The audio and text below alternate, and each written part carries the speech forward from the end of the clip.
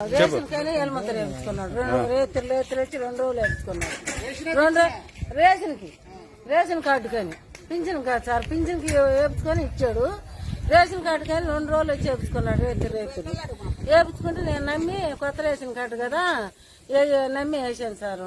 మా ఇళ్ళ పక్క పిల్లడే కదని వేసినాక మళ్ళీ 1వ తేదీ పోయి 10,000 తీసాడు. బ్యాంకులో ఎలుమత వేయించుకొని పోయి 2వ తేదీ 10,000 తీసాడు.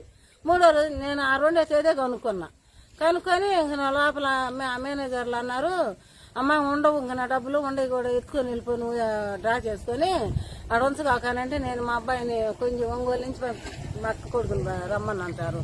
వచ్చి తీసుకొని బయటకు తీసుకొని వేరే దగ్గర మార్చుకున్నాము. ఇంక ఈడేం చేశాడు, వీళ్ళమ్మ ఈమెం చేసింది, నేరుగా ఇంటికి వచ్చి రేతులు ఇచ్చి కాళ్ళు గడ్డలు కొట్టుకున్నాక మా పిల్లడు కానీ తీస్తే నేనే ఇస్తాను, నువ్వు చెప్పొద్దు, ఫోన్ చేయొద్దక్క, నీ దండం పెడతానే నేను దండాలు దశకాలు పెట్టి ఏడ్చిన్నా సారు. ఏడ్చేలకి తర్వాత మళ్ళీ తెల్లారి పొద్దున్నే మళ్ళీ ఆ ఫోన్ ఎత్తుకొని మా ఇంటికి వచ్చింది.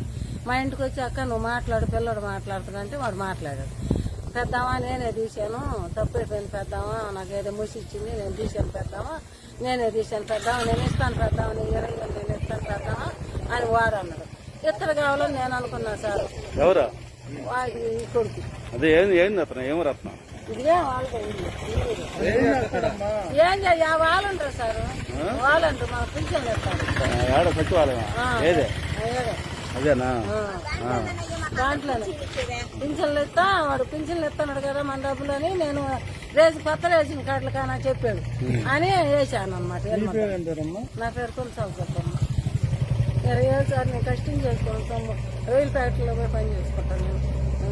ఇంకా బాగులేని వాళ్ళే.